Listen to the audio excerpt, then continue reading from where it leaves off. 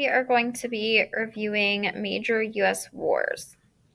So we have wars from 1865 to 1900. We're going to look at World War I, the 1920s, World War II, and the Cold War. So we're focusing on the wars versus peacetime in terms of imperialism, trade, economics, and cooperation. So those are kind of the lens that we're going to look at these different wars in for the US. Okay, so first we're going to look at the economy pre-Civil War. In the US, you had plantations, especially in the South, where you have slave labor, which is free, not paying for the labor. You're growing crops, cotton, tobacco, food, etc. This is going on mainly in the South in US rural areas. And then you have industrial centers pre-Civil War. You have poor working labor, which you're paying for, and you're manufacturing stuff. You're making things, producing things, textiles, which is another word for cloth, steel, etc. The industrial centers were mainly in the northeastern cities in the US. So this pretty well comprises our economy before the Civil War.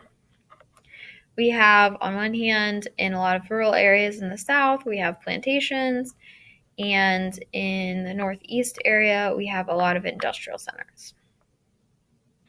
Some important vocabulary for today's lesson. Trade is where countries are giving other countries goods in exchange for other goods. So you're exchanging one set of goods for a different set of goods. Economics is referring to the overall financial state of a country. Are they making or losing money? Do they have enough resources? Do they have enough people? That's what we mean today when we're talking about economics. Imperialism is where countries are taking over other areas of the world in order to control them. So are they expanding their influence beyond the borders they previously had? And then there's cooperation, which is countries working together. So you're thinking of who's teaming up with who's allies with each other for cooperation. Okay, so you're going to use this video and the links provided in your chart as a starting point. You should probably be able to find all the information from those, but if you do go outside this video or the links provided, please make sure that you're at least pasting the links that you're using for where you're getting your information. Always make sure you're citing your sources. Okay, so you're going to fill out the columns for causes and outcome for each war. You may want to pause this video and do that first before you go through and use this video to answer the cooperation, the trade, and economics, and the imperialism aspects of the chart, the cause and the outcome, kind of your big picture ideas. Okay, so cooperation, remember that's who's cooperating with who, if anyone. Trade and economics, how does the war affect each side? Did one side lose more people, more resources, more land, more money than the other side of the war? Did one side gain people, resources, land, or money? Was anyone trading things to help each other out? And then imperialism. Did any country on either side expand their territory before, during, or after the war? Where did they expand? When did they expand? And who was doing the expansion? Okay. So first war we're going to look at Civil War altogether.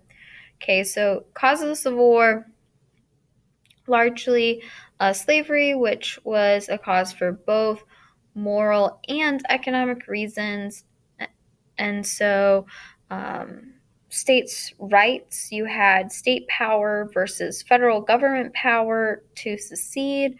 So you had this conflict between, do states have more power over things, or does the federal government have more power over things? That was a major question that the Civil War resolved, as well as this issue of slavery, where you have a lot of labor that is happening for free because slaves are not getting paid for their labor. And also, westward expansion was a cause of the Civil War. This is where a number of groups began to have issues with the expansion of slavery, or there not being expansion of slavery into different states. And so it was very, as we were expanding westward in our borders in the US, that was where we began to see slavery as a real economic and moral debate when we were trying to figure out should or shouldn't slavery be allowed in different states. Outcome: the North defeated the South. The slaves were freed. The South was placed under military control for a while. Cooperation: there was not much cooperation. There wasn't a lot of external interference. Most of the Civil War was really just between the northern part of the U.S. and the southern part of the U.S. We didn't have a lot of countries being allied to the north or being allied to the south. However, Britain was very interested in cheap southern cotton, so they did get a little bit involved cooperating with the South because Britain had a lot of textile cloth industries, so that's why they were interested in very cheap southern cotton. Trade and economics: the industrialized North, the fact that they were industrialized really allowed them to win the war. That played a major factor in being able to produce military goods and many other things that allowed the North to be able to ultimately win the war. Southern agriculture was dealt a very hard blow during the war because you have many of your people who would be managing and dealing the agricultural products. They are fighting, as well as the fact that a lot of the battles that were going on in the South would cause destruction to the different fields, and so then that causes a major issue for the South in their economy. Imperialism: the Civil War happened inside of the U.S., so it's inside of our country, so there's no imperialism. We're not taking over any other countries or territories or significantly influencing other countries more so than we were before, so there's no imperialism for the Civil War. Okay, so the Mexican War, you're going to use a link to find the causes and the outcome. I'm going to help you out with the cooperation. So there is a treaty signed at the end, but there's not much in the way of international interference during the Mexican War. Trade and economics: the U.S. did ultimately gain a lot of land, and they did pay Mexico for land. So Mexico gained money, and the U.S. gained land. Imperialism: the U.S. gains more of the American continent, which goes back to this idea of manifest destiny, where in the U.S., as we're expanding westward, there was this idea that the U.S. Was destined to, it was fated that we would have, from sea to shining sea, from the Atlantic Ocean to the Pacific Ocean, all of this territory land. That was something that people believed, and they believed that doing taking over land from the Atlantic to the Pacific Ocean was a positive and good thing. So there is imperialism that happened during the Mexican War. So you need to go and use the link to find the causes and the outcome for the Mexican War. Spanish-American War, again, you're going to look for the causes and outcome in the article. As far as cooperation goes, colonial forces team up with the U.S., but they're not thrilled about it. So there was cooperation where there were other colonial forces that were teaming up with the U.S., but they're not really happy that that was what ended up happening. The U.S. did gain tropical destinations, and they have new kind of pseudo colonies. They're not really colonies because we don't have, direct control over them, but there's a lot of economic control and some kind of cultural influence, and definitely strong economic influence. So they're kind of these pseudo colonies to produce tropical products. So just kind of have a ton of business for the US in these new areas for them. Imperialism, the US has extended their control off of the continent.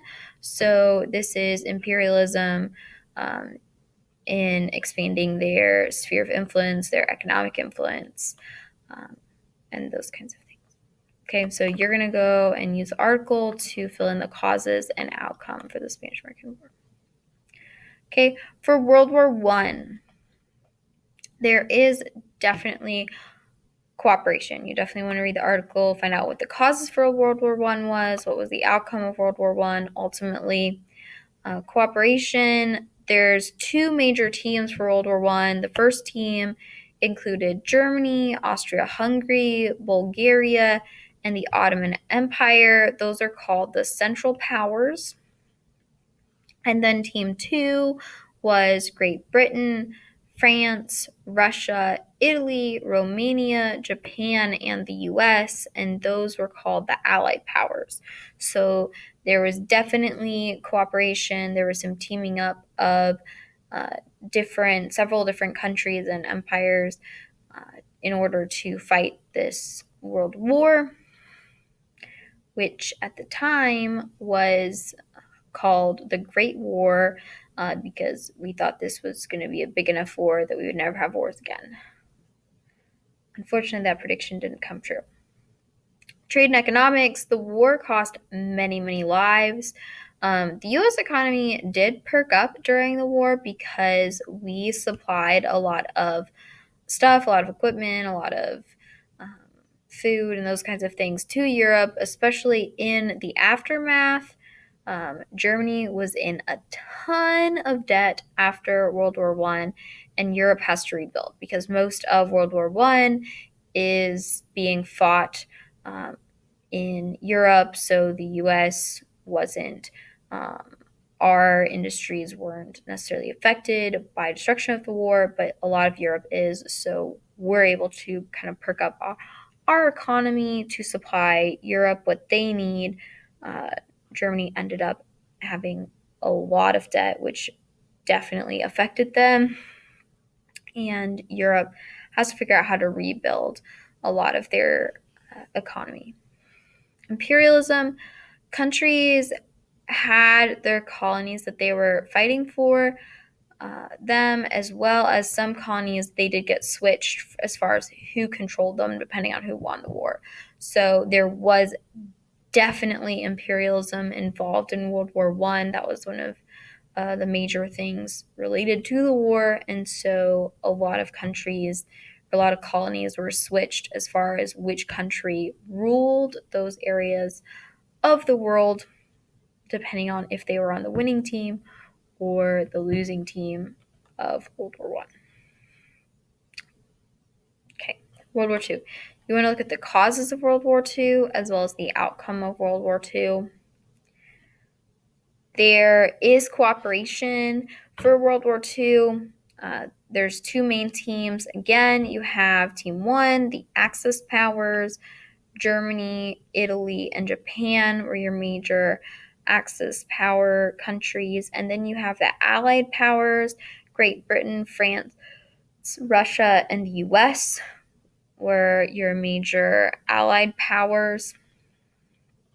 You have trade and economics. The world did end up getting out of the depression. We had an economic depression right before World War II, where there was a major decline in how the economy was doing, but it was ramped up with the need to produce things for the war and manufacturing.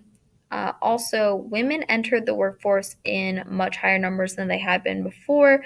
So now we have a lot more women being part of our labor force. And that remained even after World War II. So that was a permanent change.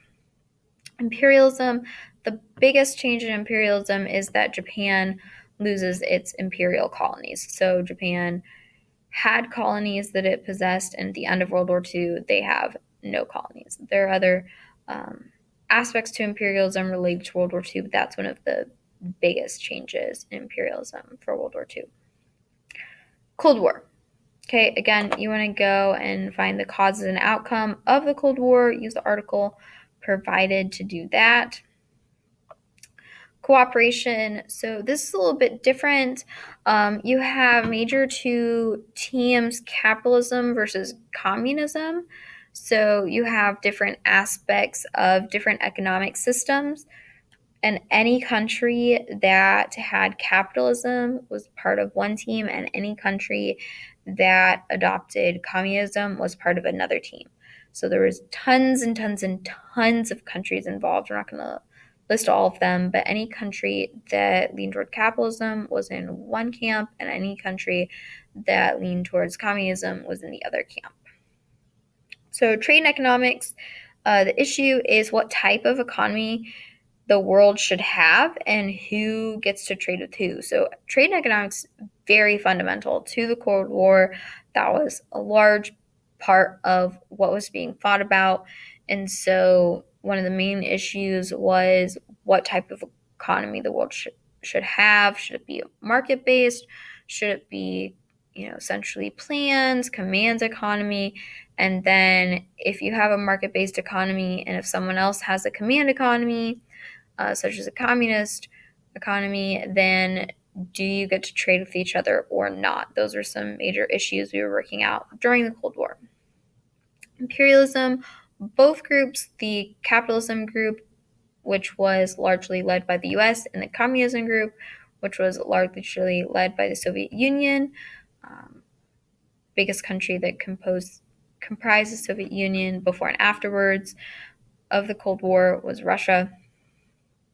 So both of those groups tried to extend their influence to newly independent countries that were previous colonies that became independent through the end of World War II and through different revolutions of becoming independent. So there was a lot of imperialism in trying to influence them, not necessarily taking over and controlling the government for different colonies, but definitely tons of economic influence was going on during the Cold War from both camps, your capitalism camp led by the US and your communism camp largely led by the Soviet Union. Okay, so that gives you a overview of all the different major wars that the U.S. has been involved with, starting with the Civil War.